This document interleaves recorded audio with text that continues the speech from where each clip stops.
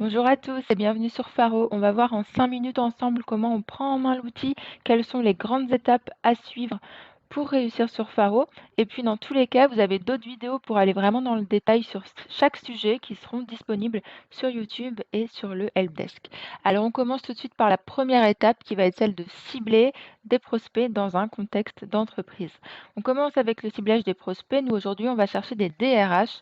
Alors je vais cliquer ici sur voir les fonctions et je vois apparaître un niveau de responsabilité et des départements et sous-départements dans l'entreprise.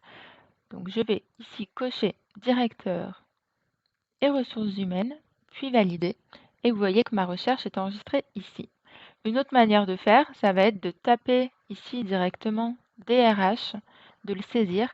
Et Faro me propose une recherche large, donc ça correspond à ce qu'on a vu juste avant, directeur management DRH, ou bien d'insérer des postes similaires. Je vais pouvoir ensuite en ajouter et en supprimer simplement via ces boutons d'inclure et d'exclure.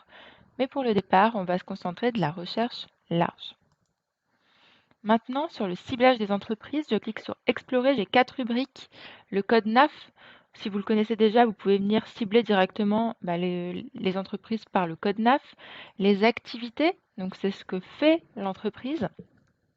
Ici, nous, on va chercher les entreprises qui font du développement de logiciels. Je le tape en haut tout simplement. Le thème qui correspond au type de produit de service qui est proposé par l'entreprise. Et enfin, les filtres magiques, il y en a beaucoup. Mais par exemple, est-ce que l'entreprise est en recrutement, en croissance? Quelle technologie elle utilise? Quel âge elle a? Nous, aujourd'hui, on va se concentrer sur les levées de fonds.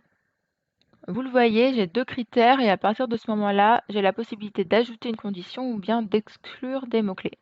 Moi, je veux combiner les deux, c'est-à-dire chercher les entreprises qui font du développement de logiciels et qui ont effectué une levée de fonds. Donc, vient glisser-déposer, je transforme le OU en et. Je valide. Ensuite, du côté de la localisation, vous allez pouvoir choisir la ville, le département, la région, ou bien ne rien mettre pour rechercher en France entière. Et la notion de taille avec derrière 3 idées, les effectifs au sein de l'entreprise, le chiffre d'affaires monde s'il est publié et le nombre d'établissements. Je lance ma recherche pour arriver sur la deuxième étape qui va être celle d'identifier et de sélectionner les prospects qui m'intéressent. Donc vous le voyez par défaut, j'ai un prospect par fonction par entreprise, mais je peux changer le chiffre ici tout simplement. Et là, je vais utiliser un filtre de prospection pour aller sur les entreprises que je n'ai pas encore prospectées. Et donc, je vais sélectionner ces 3 personnes qui m'intéressent. Je vais ensuite les ajouter à une liste. Nouvelle étape. Comment je fais? Je clique ici sur sélection et j'ai 3 possibilités. Je peux ajouter tous ces prospects à une liste et consommer 3 crédits. Je peux chercher les mails auprès de Drop Contact et ajouter les prospects à la liste. Ou bien demander à Drop Contact de chercher les mails et d'ajouter uniquement les prospects pour lesquels il a trouvé un mail. Je vais prendre cette option. Je clique ici, je peux créer une nouvelle liste ou bien choisir une liste que j'avais déjà créée. Et donc là, l'enrichissement est en cours. Vous le voyez ici au niveau de l'arrobase, il y a un travail qui est en train de se faire. On se retrouve dès que c'est prêt. Mon enrichissement est terminé. On le voit ici au niveau du petit check vert. Je clique ici et je vois que j'ai demandé 3 mails. Qu'un a été trouvé et je clique sur voir pour accéder à ma liste. Comme j'avais demandé à ajouter uniquement les prospects avec mail trouvé, uniquement Sandra est disponible ici. Comment je fais ensuite pour l'exporter?